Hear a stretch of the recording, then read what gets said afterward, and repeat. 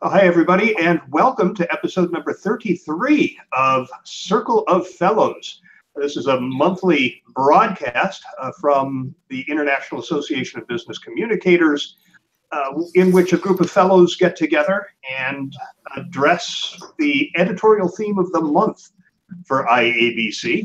And we have a great panel today to talk about the role of the CEO in an increasingly values-driven marketplace. And there are a lot of studies that have been conducted over the last couple of years that speak to the need to do this. A number of thought leaders, including Paul Holmes, have come out and said it's time for CEOs to step out of the shadows. So it should be an interesting conversation. It's quite a change from what we have seen with CEOs and organizations basically remaining kind of quiet when it comes to divisive social and political issues.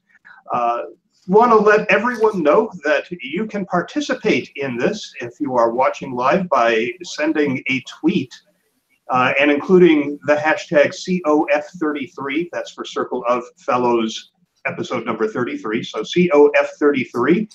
And we already have a question from our most loyal viewer, Brian Kilgore. And we'll get to that in just a little bit. First, I should introduce myself. I'm Shel Holtz. I am an IABC fellow. I am Director of Internal Communications at WebCore. And welcome to my office here in downtown San Francisco.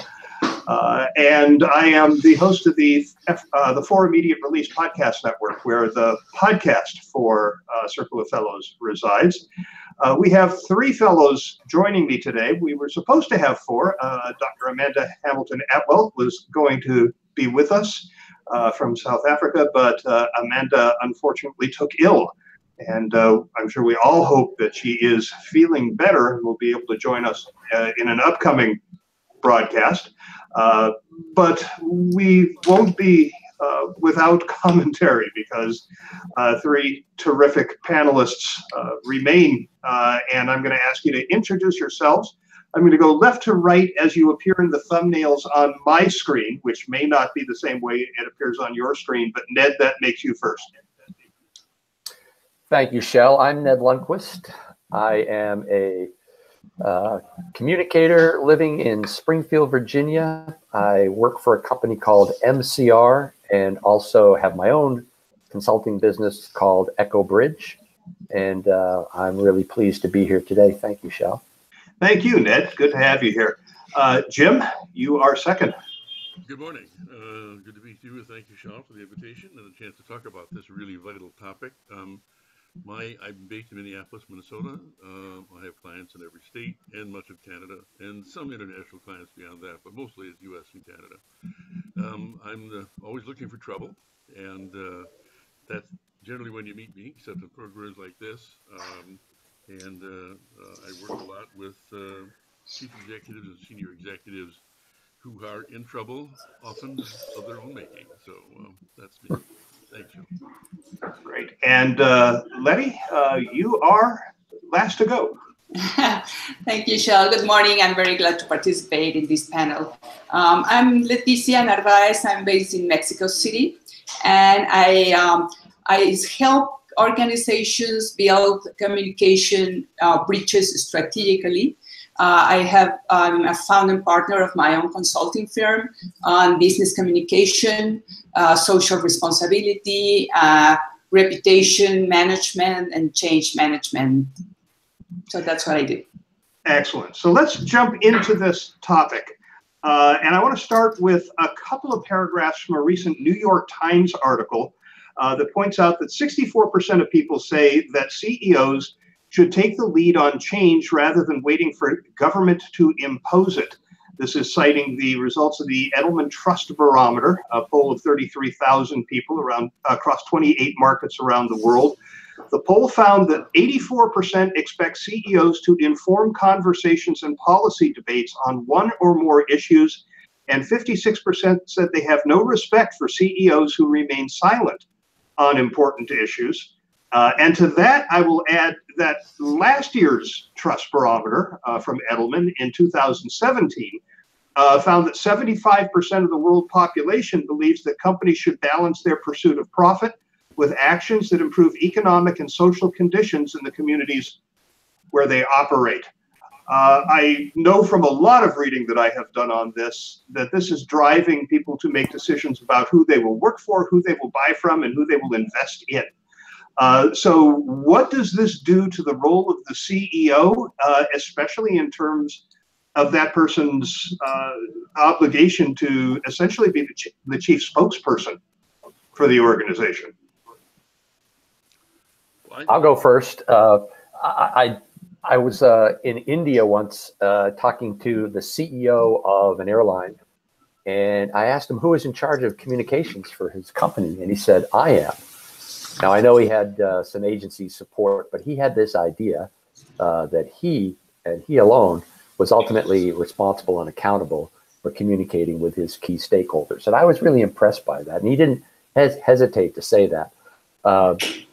I think when you are the CEO, you cited some really interesting business drivers for being out there in front of issues, Shell, but it's also an opportunity to speak to your organization's values. And if you don't have values, it's really hard to do that. But if you do, this is a chance to exemplify your values by taking your values and putting it into something tangible that people can understand. And that explains your organization better than any vision statement, value statement, mission statement, I think. Michelle, I think this is still pretty controversial among CEOs. The more traditional behavior among their peers has been to, can you hear me? Yeah. Okay.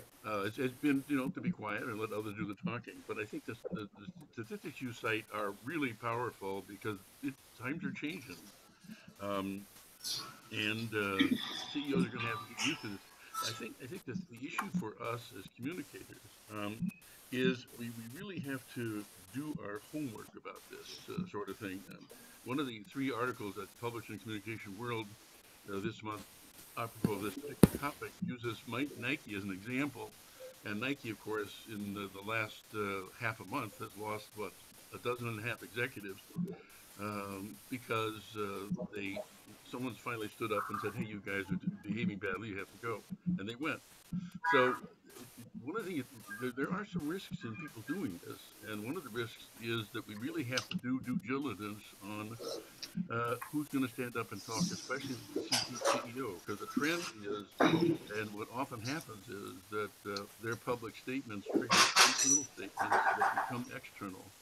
So the thing that to think about here, when I have a CEO who is interested in doing this, who's not doing it, we have a pretty serious conversation about his relationship to the organization, the things that have gone on since he's become CEO, the issues he's facing, and it's a pretty important step going forward, simply because the environment of CEOs is changing due to the Me Too movement and the other circumstances that are happening, where those who know things have remained quiet as well, but now are triggered when the CEO makes a presentation or becomes visible.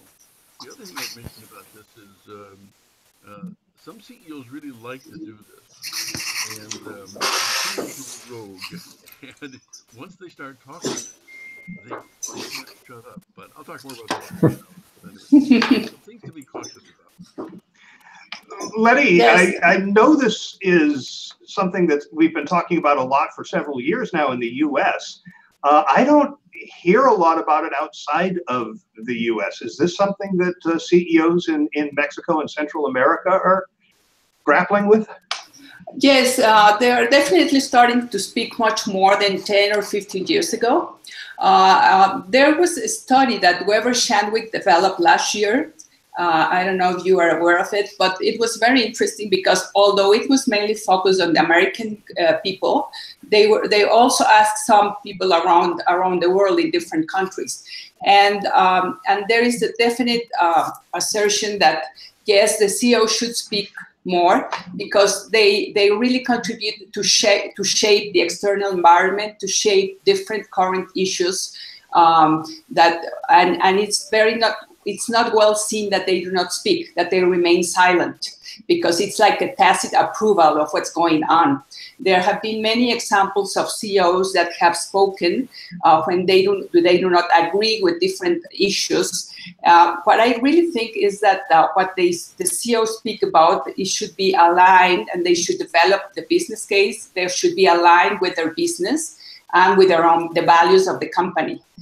So it's very important, and we will speak later maybe about the role of the communicator there, in order to see and plan and work together with the CEO to develop a strategy on how should they speak and what messages and what kind of subjects they should touch when they speak about anything. I agree with you entirely, Letty, that any position that the leaders take or that the company takes should be aligned with the organization's values. And I think that one of the things that we have been seeing, and probably saw it a little more in the early days of the Trump administration than we have since then, is CEOs hearing something and then just sort of spouting off because they're offended, and the rest of the organization learning that way that suddenly this is their organization's policy. But if it is aligned with your values, or it is directly related to your business interests, and I'm thinking, for example, of Target deciding that they were going to address the transgender issue with their bathrooms, because people come into their stores and use their bathrooms, right? It's not that they're coming completely out of left field on this issue. They have a business interest in that. But Brian Kilgore has asked, if I could find the, here it is. He says, U.S. law requires boards to maximize shareholder value. The question being is addressing what might be a divisive social or political issue creating a risk that you're going to lose some of your customers and some of your investors. And just to sort of inform this discussion a little more, a Burson-Marsteller report found that 98% of institutional investors say a company with strong environmental, social, and governance initiatives, that's ESG, is a more appealing investment. 57% of consumers are more likely to buy from or boycott a brand based on its stance on a political issue. They're also 30% more likely to make purchase decisions based on a brand's values than they were a mere 3 years earlier. And this all suggests that taking these issues... All those data tend to scare CEOs because the first rule of being a spokesperson is having something to say. And I think the issue about values and the rest of it is cool, but the real issue for these people often, because their peers are still not enthusiastic about doing this, are often the first people they turn to rather than their communicators about doing this. And most of them, I think, are still discouraging this unless you have a platform, something you're going to talk about. So I think this is where we provide this sort of really unique sense of service to these people by helping them shape the things they want to talk about, which can include the values and that sort of thing, but also understanding some of the minefields and potholes you get into, and you mentioned a couple, Jill, in the data, because people are making up their minds about where you stand on issues. If you want to make a comment on guns, that's interesting, but you're going to raise a furor somewhere about that. To make a comment about any of the other controversial issues of the day, even if it reflects the values of your company, you need to be ready for people to react, which I tend to like. I think communicators do. We want to have a conversation going forward, but the basis of it is really, it starts really with the values of the CEO himself or herself, as opposed to the values of the organization, because that's really the role they're drawing from to make the comment. So I always like to start with what these people think and what they think about, and the kinds of things they think are important to talk about, to which they could make a reasonable contribution, and therefore maybe have a contribution to the reputation of the organization. That's positive. Yes, and I think that something that we should be aware of is that CEOs more and more are being aware that there is a higher purpose than only maximizing shareholder value, but they should also be take care of the employees, customers, schools, all the community to which they are linked up. And so it's very important that they focus on that when they speak. Another thing that is important to be aware of is that the millennials now and other generations think differently about the participation of the CEOs now. Millennials really are demanding, and they really like that the CEO takes the responsibility and the duty of speaking, representing the company about the different current issues that are affecting the society. So, and for example, millennials really think that they should do them instead of the baby boomers of the Generation X, that they are more conservative, and they sometimes think that the CEOs are speaking only to get on the news. So we need to focus also to be aware of the different audiences that we have, and what every of these generations are demanding from the CEOs now as their responsibility in the community. And I think we have to be aware of the possibility that your CEO could be misquoted or taken out of context, and that can sometimes run away from you through social media, resulting in things like boycotts, just because somebody has decided to frame the argument that way. And you can have a great reputation. It takes a while to build that, and you can lose it very quickly. If one of the articles in the recent issue of Communication World talked about how the CEO of United Airlines, Oscar Munoz, was named the Communicator of the Year by PR Week, and then right after that, there were social media issues regarding people taking off United flights against their will. I was sitting next to someone on a United flight on Monday who happened to be a PhD, a department chair at a major university, and he says, "Yeah, I fly United, but United," and he was Asian. He said, "I fly United, but United has a problem with minorities." And at first, I didn't know what he was talking about, and then I realized that these issues that have been regarding people taking off airplanes, this becomes sticks in people's mind and creates a new reputation. It changes your brand perception. I think just to back up a second, these are all really high-minded thoughts from us, business case and all the rest of it. But when someone starts speaking out, they really have to have something. They have to have a basis of their own thinking to carry on a discussion. You can stand up and talk and belabor about something or bloviate about something, but I find that most CEOs are really unprepared for this even today. I think also one of the recent articles in Communications World for this month, I think, was about the increased stress on CEOs. And the writer made the point that the CEO generally used to have a couple of reports, and now they have maybe a dozen to 24 reports.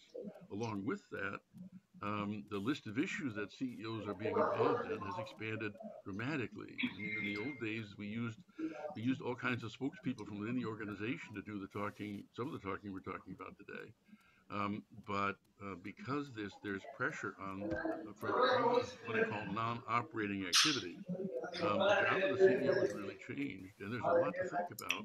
And he has a lot more, she has a lot more voices coming at them every day, including ours, about what they ought to be doing to get things done. So most CEOs, I think, that I've been working with in this area for a while, know how important it is and know how it can really make the barometer move for their company and for themselves. But I also find that there's still a fairly large kind of reticence to do this, simply because they're really unprepared to speak publicly, even though we have a lot of CEOs who are doing it. A lot of famous CEOs are doing it, and setting good examples. But there's some real important groundwork that has to be set, I think, with these people from the beginning to help them get a set of ideas and issues in mind that they can really make a contribution to. Yeah, I really wish I could remember who it was who I think I was at a conference where somebody was speaking and they said CEO, of course, stands for Chief Executive Officer, but it should also stand for customers, employees, and owners, because that is the constituency that the CEO needs to be most concerned about. And you have a president and a chief operating officer who spend their time dealing with the day-to-day operations of the organization. The CEO needs to be out there selling the company's story to customers, employees, and owners, making sure that the purpose is clear and why would you want to work, invest, or buy from us. And increasingly, as people are thinking about values and issues and the state of social justice and the like, isn't it incumbent upon CEOs to start to figure out how to find their voice? And Jim, I thought it was interesting that you raised the issue of guns, because Bank of America and a couple of others, in the wake of the Parkland high school shooting in Florida, rethought their relationships with gun manufacturers and did so very publicly. And I'm sure that wasn't a knee-jerk thing because somebody was offended by what happened. I'm sure they looked at the number of people who buy and own weapons in the United States versus those who don't, and said there's not much of a risk here to our business. Well, and Dick's Sporting Goods announced publicly that they are going to no longer sell really the more automatic versions of weapons, and one of the manufacturers this week announced that they're not going to sell any guns to Dick's Sporting Goods. So the industry itself is trying to figure out and weave its way through this whole circumstance as it's evolving as well. But I think my main concern when executives go forward and choose to do this, that they're choosing to do it as opposed to being pummeled by people like us to say, you've got to do this, look at the numbers, this is happening, blah, blah, blah. Your first question again is, what are you going to say? What do you believe in? Who are you as a person? Because that's what's going to be exposed as you step forward, particularly in today's world, where the CEO used to be 60% of the CEO's time today is spent on non-operating issues, angry people, legislation, regulation, issues affecting their products and markets, which they didn't deal with before. So asking them to suddenly become spokespeople is you have to make, I think, really sensible case for it, and recognize that this adds to the discomfort of having this job. Yes, and building on what you're saying, Jim, I think that the smart CEO should choose the issues that they are going to talk about and develop the messages in advance and not let that the issues choose them. For example, in Mexico and Latin America, there are many other current issues that are quite important, like, as safety and corruption and violence and many others, taking care of the water and many others. And there are some examples of CEOs that have spoken about that, and they have really influenced legislation and government policy. Like when you invest in a plant in different states, but you try to raise the issue, and this is a pressing issue, and you really are shaping and influencing the legislation on that state. So I believe that's important. And in some other ways, it's not only the CEOs, but I think that we need to be aware that it's also important that the executive committee, all the other management team should be aware of the plan. And some of them should also speak, not only the CEO, and they must be aligned on what the CEO is doing, no? And because this will really influence on different issues in the society. Yeah, I think it's not just the executives who need to be brought on board, but employees. I think when Target and some of the other organizations made their announcements about the transgender issue, half of the frontline employees who walked into work the next day were probably unhappy with that decision. That's a divisive issue. But Letty, I think you're also right that other executives need to be brought on board, particularly CMOs are starting to address this issue, chief marketing officers. I pulled a quote here and neglected to grab the attribution for the quote, but it says, the once timid, always playing it safe marketer has become the corporate face of the Trump resistance and warmed to getting involved in fraught political waters. And, you know, one example of this, and I actually think it was before the presidential election in 2016, Wells Fargo ran a commercial. It was a fairly benign commercial. It was a montage of different families who benefited from their financial services. And one of the families they showed was a same-sex couple. And as a result of that, a religious right advocacy organization withdrew their funds from that bank. It was millions of dollars, and took their business elsewhere. Now, you know, just as an aside, I thought it was interesting that the bank they deposited those funds in was the lead sponsor of the Gay Pride Parade in the city where they were headquartered. So I don't know how much research they did about where they were putting their money. But still, the bank, Wells Fargo, again, is the one that did the ad. You would think that they would know that some people would say, this is not consistent with our values, and therefore we're not going to do business with this bank. And they had to be ready to assume some losses. Well, you know, the an example on a lot of different levels, but my suggestion is, if we have someone who's interested in doing this or feels the pressure, to start internally. And this speaks to the thing you were talking about, Shell, and we were also talking about this morning. That was this notion of essentially having other people in on the process of getting this done.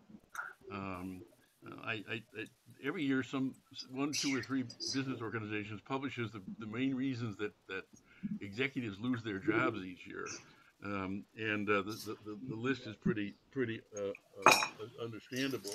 No, they didn't do what they promised. They went off on someplace else. The CEOs are over optimistic. They're often better PR people than we are. They're stuck in the mud. But one of the things that's one of the biggest reasons CEOs lose their job is over optimism, and that is when they're explaining what's going on in the company, it doesn't match with what is actually going on in the company. And I think that we're going to see more and more of an addition to this list, which is essentially overexposure. So my advice to these folks is to get in tune with the organization they're leading by beginning to make presentations inside the organization. And one of the biggest problems we have globally in organizations is, you know, the concept of civility and decency.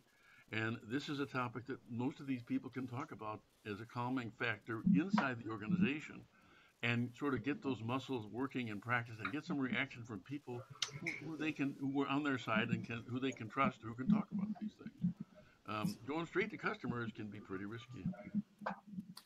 Shell, there was a election in Malaysia earlier this week or within the last few days. And in Malaysia, a major airline is Air Asia, and the CEO of Air Asia, Tony Fernandez, had been very vocal in his support of the ruling government, to the extent of actually painting planes in the colors with the slogans of the government, and actually changing uniform colors to go with the coalition's colors, and was very upfront in supporting the government, and the government lost. That put him in a very difficult situation, and apologized, and actually said that he did all that because he was under pressure by the government. So, and it cost, it had an impact on their share prices. I think they lost about 13% in the day or two after the market opened. So what you say has an impact, and getting involved in political situations can be fraught with peril. Yeah, another way that it can be fraught with peril, as Boeing was one of the companies that discovered when the CEO made a statement that took issue with a presidential administration policy, was that the president tweeted out something negative about Boeing, and they saw their share price plummet. So there are risks, but you're better off if these are values you've already articulated, and that those values are stated with integrity. That is, there's no gap between your statement that this is something that your company believes in and bakes into the way it behaves, and the way it actually behaves, and the way the processes are run in the organization. And I believe congruency is quite important. The point of view that the CEO expresses have to be aligned with actions. Because as you mentioned, Shell, before, if he speaks about something and then they are acting in different ways, then the consumers, the clients, and the employees perceive this, and then it can be more negative than positive. So that's why it's very important to have a strategic communication plan developed with the CEO in order to have to get alignment on what they are saying. Before we continue, for those who have joined us late, we are taking questions from the audience in real time. Just tweet your question and use the hashtag COF33. That's for Circle of Fellows episode number 33. COF33 is the hashtag. And I'll toss your question out to the panel. Letty, you mentioned millennials a little while ago, and I know that there are a number of studies that suggest that for millennials, the number one issue is the environment and sustainability. And this can be viewed as a non-political issue. You know, what is your organization doing for the environment? But as the government rolls back regulations, a number of companies have come right out and said, we recognize that we have the opportunity now to return to old behaviors, but our values now support sustainability and environmental responsibility, and therefore we are going to continue to behave as though those regulations were still in place. Does that type of thing buy any goodwill with that generation, do you think? Oh yes, there's definitely. Millennials, in all the studies that we made, millennials are really demanding that their CEOs have to express their point of view and have a stand on different environmental issues like sustainability and climate change and many others. And there have been results because of the answers of the millennials that they really support a company and they will buy more products or services or support companies where the CEO have spoken and have taken a stand on those issues. And not only those issues, but in many others, like, you know, for example, in Mexico, we are having presidential elections in the next 45 days. And some CEOs have expressed also, they have stand situations on what's going on with different presidential candidates. And millennials really, really support this. Just to throw another data point out there, a study from Cone found that 76% of millennials consider a company's social and environmental commitments when deciding where to work, and nearly 2/3 won't take a job if a prospective employer does not have strong corporate social responsibility practices. Yes, and it's different from the baby boomers of the X generation, because I think they have not been very active. And for example, baby boomers are more interested maybe in their financials, on their retirement plans or something.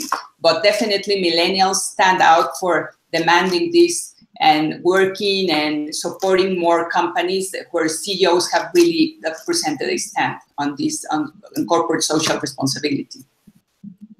You know, I guess I'm sort of the dark side thinker in today's program, but once you start this process, you can't stop.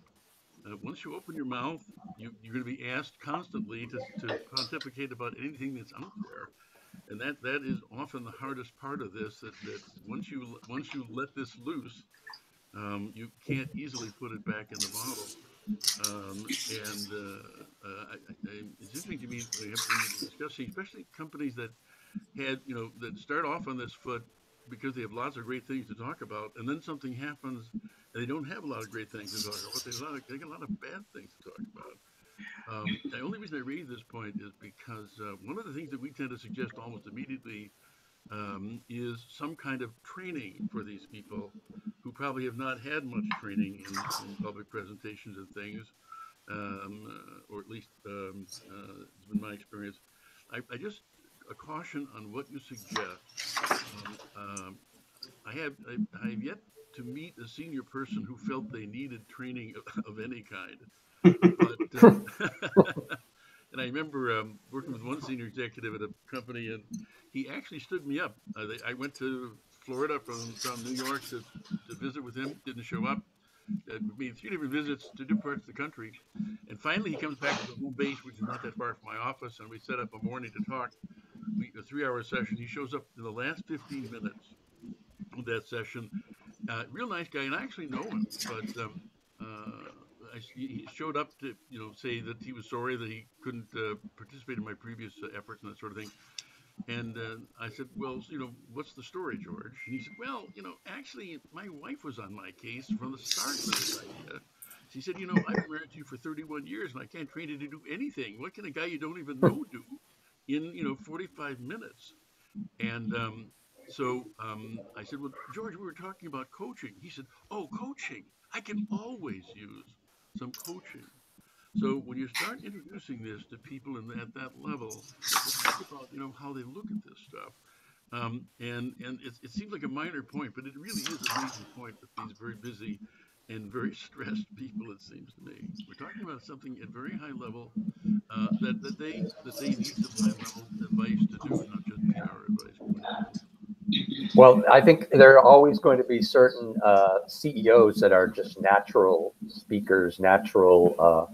They've got that kind of dynamic persona that people want to listen to. I think back to the era, those of us of a certain age remember back when the airline industry was being deregulated.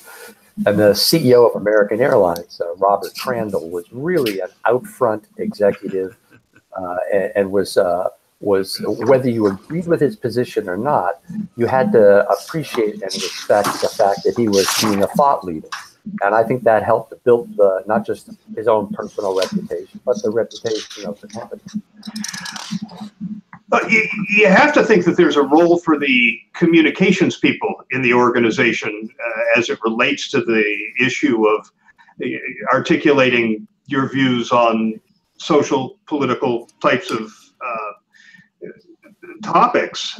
There was a book written by Robert Phillips, who was a former president of Edelman. I think he was Edelman EMEA. And it was, the title of the book was provocative, to say the least. It was titled "Trust Me, PR is Dead." And his premise was that organizations are going to be forced to behave well. His view was that public relations is essentially just spinning bad behavior and putting lipstick on a pig, and companies aren't going to be able to get away with that as more and more people demand transparency around your practices as it relates to values and social issues and sustainability and the like. And once organizations start doing that, they're simply not going to need PR anymore, and that the organizations that don't do that are going to fall by the wayside. I took issue with that. I even recorded something of a rant for my book reviews podcast, which he didn't like, by the way. He actually got back to me on that. But I still think you need help telling your story, whether the story is what you're doing about something that's bad or just sharing something you're doing that's good. I mean, even if every organization out there is doing great stuff when it comes to social justice and the environment, you're going to be competing for the attention of the media and the public, and at the same time not look like you're just blowing your own horn.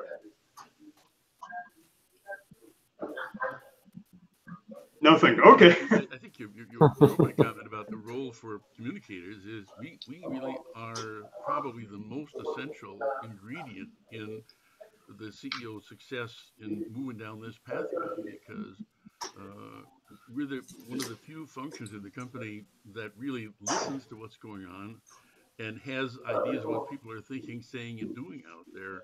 And so I think one of our major roles is being sort of completing the feedback loop constantly with what people are thinking inside the organization and outside the organization.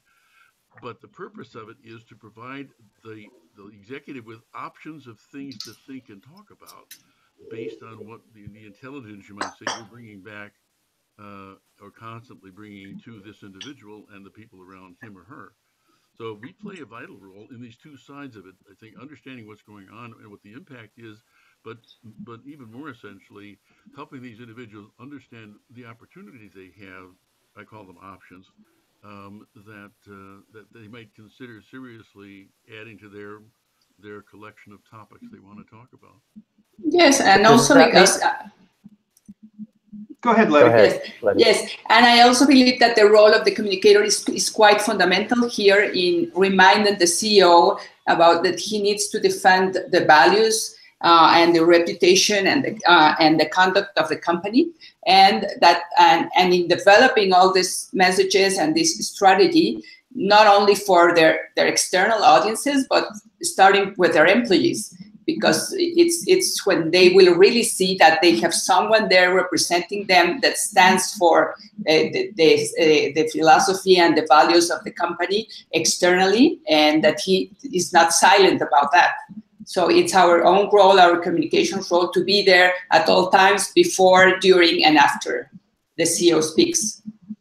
Now, one of the reasons I like to talk of values. I'm sorry. Go ahead, please. Go ahead.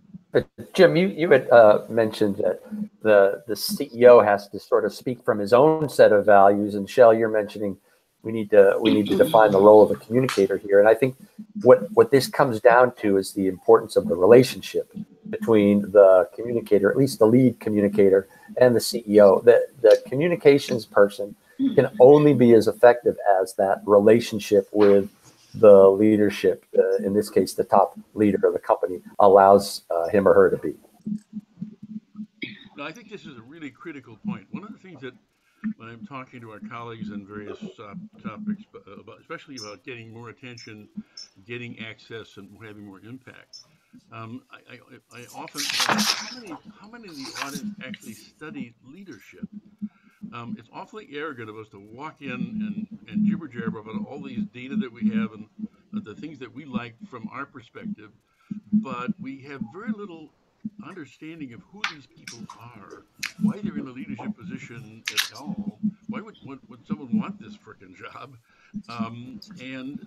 so I really advise people, if you want to talk to leaders about leadership, you better be studying leaders and understanding who they are and what they do and what they think about. There are patterns that you can learn from, both of doing things well and doing things. But to be just as talking about, talking with executives and senior people, when you have that kind of insight, you get that from studying leaders of all kinds. Most of us don't spend a lot of time with leaders. Most of us aren't allowed to. But that you can still have some pretty great expertise in who these people are and what they do, because they are around us, and they inform you with the stories you tell and the examples you give and the suggestions you make going forward. Well, let's jibber jabber about a little more of that data to shift gears just a little. 65% of people across the U.S., China, Germany, India, and the UK want to work for an organization with a strong social conscience. In response, according to PricewaterhouseCoopers, 36% of HR professionals are building their hiring strategies around their organization's social and environmental stances. And the first thing that occurs to me when I hear this is that HR is out there recruiting based on this stuff. And meanwhile, the communications department and the CEO are not talking about that to their respective audiences, and that can create a disconnect. So how do you find these emotionally charged or issues-related groups of stakeholders if you want to go hire them? How do you find them? How do you find that segment that's ideologically segmented? Well, the data seems to suggest that it's most millennials, and that's the largest part of the workforce right now. I know that here where I work, we're dealing with the fact that the economy is in pretty good shape. Unemployment is low, and we're trying to attract people out of college to come live and work for their first job in the Bay Area, where the cost of living is, I believe, currently the highest in the country. So we have to find other ways to try to attract them, and attracting them to a culture that is based on, you know, some values that are taken very seriously in the organization is one of the ways that we're going about that. So that's, you know, one of the messages that's being delivered. Yes, and definitely millennials, more than any other generation, they are expecting a CEO to champion their own values and their all these support to social and environmental and sustainability programs. So they are really demanding this, and that's why it's quite important that there is an alignment, as you mentioned, Shell, between what human resources is doing and what communication is doing, so the CEO can really speak about this as one only message and not having different messages around. Let me throw another, and this is the last one I have here, so I'll stop doing this at this point. But brands that earn the most positive sentiment online are those that share stories about their corporate social responsibility initiatives over other categories of content. This was a study from the U.S. Chamber of Commerce Foundation and IBM, and it found that, and I'm quoting here, social impact and sustainability news drives more positive sentiment in all but a few industries and situations. And the same study also quantified the impact of that sentiment on a brand's reputation, which many deem as important as profitability, and many believe actually correlates to profit. So the idea that talking about the things that you're doing in these areas actually drives positive sentiment, which then drives profit. So again, I think it's important not just that organizations, you know, have values and act on them, but that we talk about them. I think it's essential, and that when I talk about talking internally to get used to doing this communicating, one of the great problem areas for internally in organizations is that there is really never enough conversation about this from the top of the organization about what the values are. When I first meet a corporation, they're virtually always in trouble. One of the first things we talk about is what do people believe around here? What do you need people around here for this kind of company to have this sort of problem beginning in the first place? And quite often, the values we're talking about here so aggressively are really just plaques on the wall. Yep. And the CEO doesn't talk about them. He doesn't know, or she doesn't really, maybe believes in one of them. I call it the 19th hole rule. You know, most company value systems, this sounds a great generalization, but really come out of some other activities, and people sort of like write them on the back of a napkin, and then a week later they're posted around the company. But there is no solidity, there's no solidness to these ideas, and the management staff and the leadership, the management of the company, is right down to the first line supervisors, never talk about this stuff until something of an adverse nature comes up, and all of a sudden, you know, we're a company with values, and we're a company with principles and that sort of stuff. This is a really important idea. If you're going to talk about values, you really better have to understand what the values are, and the people in the company need to understand what those values are as well. So this, to me, is the real testing ground and proving ground before executives wander out and talk about things like sustainability, which is a very complicated subject, and a lot of people are paying attention to sustainability. There's no question about that, and know a lot about it. And that's where I think the importance, that's where the importance of values, exemplifying those values, and the communication team can support the CEO in doing that, where you take individuals that have done something that truly lives up to one or more of those values. So it's not just a intangible term, but here's a person that they can relate with, even if they don't know them. They're part of their company, and now we can see somebody doing something with integrity or with honor or courage or whatever your values are. Yeah, there are a lot of organizations that have been true to their values for a long time. I'm thinking of Patagonia as a great example. Other organizations claim they have values, but they're sort of forced into solidifying them by a crisis. I think, Jim, it was you who mentioned Nike earlier. What happened in Nike was that there had been, over a period of time, a number of women going to HR asserting that they had been assaulted or verbally abused in the organization and weren't taken seriously. And finally, a group of women, and these were senior women at the organization, ran a sort of a guerrilla survey of other women in the company, and they presented the results to the CEO with a number of women who had this kind of experience. And that's what led to action, not just that he was presented with this information, but that they also made the results of the survey public. Another example of this is Starbucks, right? Which, you know, I mean, their vision from the time they opened their doors for the first time was that this is a third space where the community can gather. It's not home, it's not work. You can come in, you don't have to buy a cup of coffee, you can come in here and use this as a community space. And, you know, if you do, you're probably going to buy coffee and we'll make a lot of money.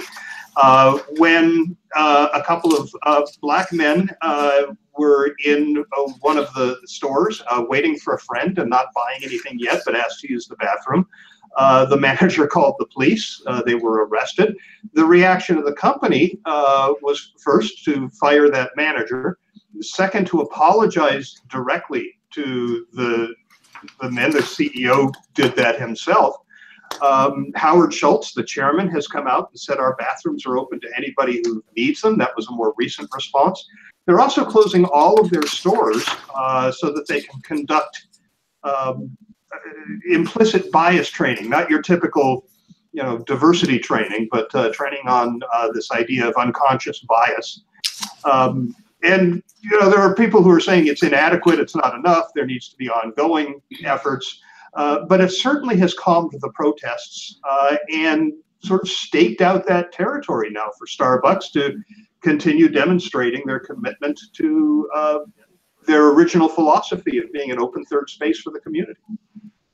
Well, you know, Starbucks is an interesting example because there's actually growing criticism of their response to this from various minority communities, because they're just saying, this is what this company does. It's not really an effective mechanism anymore, because doing good is what they do, but they don't do enough good to make a difference.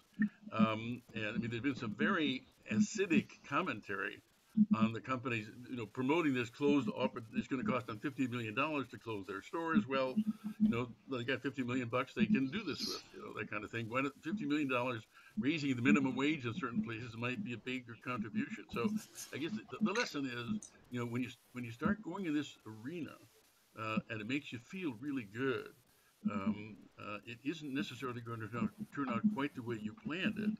I think where Starbucks gets real kudos is sticking with it, because this isn't the first circumstance where they've been criticized, right. And criticized internationally because they're everywhere. And they really they're driving home that you know, these good behaviors can have a cost, but it's worth the price because they are the kind of place people want to work for. We have about 7 minutes left, so I just want to give everybody who's watching live an opportunity to throw us a question, tweet it to with the hashtag COF33 and see if we can sneak it in. Ned, you were about to say something. Yeah, it's a kind of a maxim that when even if you think you've got, you know, a great reputation and great values, some bad things can happen, and how you address those bad things directly and in order to make a difference, that you can take a negative and turn it into a positive. Or maybe even neutralize it going forward. I think this is a risk, and it has to be part of the advice we give in going forward, especially on issues that are what happened in the Starbucks stores and in other community settings where we still have big police issues in this country and race issues related to that.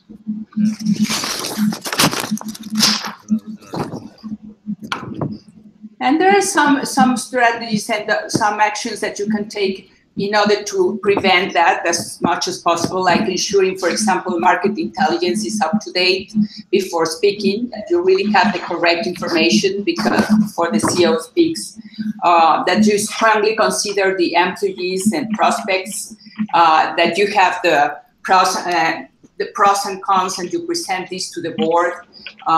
There is like maybe preparing like a guideline or something like that with the CEOs and with the other executive team before you really stand up for something, in order to really try to be as sure as possible that you are going to provide the correct message when the CEO is standing for something.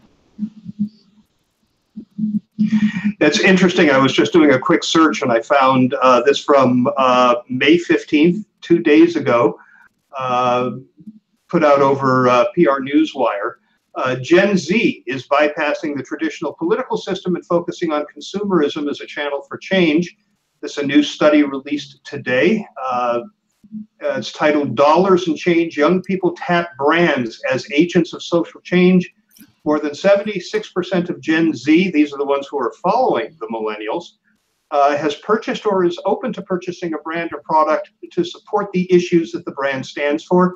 In addition, and more costly, more than 67% have stopped purchasing or would consider doing so if the company stood for something or behaved in a way that doesn't align with their values. So, again, this research is pretty consistent. It just continues to pour out, reinforcing the mountain of research that's already out there.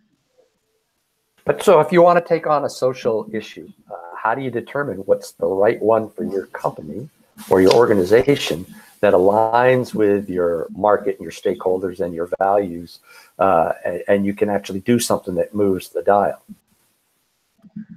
Right. And again, I think the answer is partly making sure that it's consistent with your existing values, that it has something to do with the line of business that you're in, and also a really good, solid understanding of the stakeholder audiences that you're trying to appeal to, not just customers, but employees and investors as well. One thing that I often suggest to people doing this or planning to go into this is to actually have them talk to other CEOs who are doing it. And it's often quite a powerful suggestion to help them to make this connection so that they can ask the kinds of questions that come up in their mind that they might not ask someone like us, no matter what our relationship happens to be. What I found is other executives who are highly visible, whether they're authors or whether they're commentators on social issues, they're very happy to talk to other CEOs and see what their experiences are and what's going on in their lives as a result of it. And it's something to think about as we give advice to these people to begin moving in this direction. And many things we've talked about in this program are going to come up in those conversations. Absolutely. Letty, any last thoughts before we wrap up? Not just building on what Jim said. I think that you don't have to be the only CEO that speaks in something, but if there are many CEOs that really stand up for something, you can really shape the environment and really support and influence on some legislation or something that is going on externally. So you can, it's not a race, you don't have to be the first one, but if you do it jointly, not with other CEOs, but also, as I had mentioned, with other executives from your own company, then you can really get and have a position and get a result from that. Ned, any last thoughts from you? Well, Shel, we talk about the CEO and what he says and what he does, but in some of these cases, the CEO might be right out in front of an issue and leading the way, and maybe the employees, the associates are acting not in line with that, and now they've got some explaining to do. So really, the issue comes down to the communication function of helping leadership share those values, share the vision, make sure everybody understands it. So when it comes time to make a decision, whether it's something that affects the environment or something that affects employees sitting in, or customers sitting in your store and not buying anything and asking to use the bathroom, you want them to make a decision based on those values and not to have to think about it, but the values are already ingrained in them, so they will act the right way.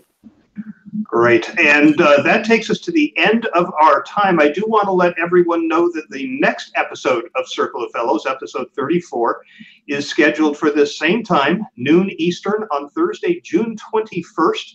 The topic is leadership skill building. Leadership skills, something that came up in the course of the discussion today. Jim, you'll be participating in that conversation, so we'll see you back the third Thursday of June. Also joining us will be Marianne McCauley, Barbara Puffer, and Angela Sinicus. So that should be a terrific conversation. Ned, Jim, Letty, I want to thank you for the time and the insights today. And also, you know, she keeps telling me that I don't have to thank her publicly, but yes, I do. Anna Willie, who does all of the coordination for Circle of Fellows behind the scenes, from lining up the panelists to making sure that everybody has the information about when to show up, you know, in the hangout here. So thanks as ever to Anna for her hard work. Yep, and so we'll see you all next month. Thanks, everyone. Thank you. It was great to participate. Thank you, Shel. Thank you.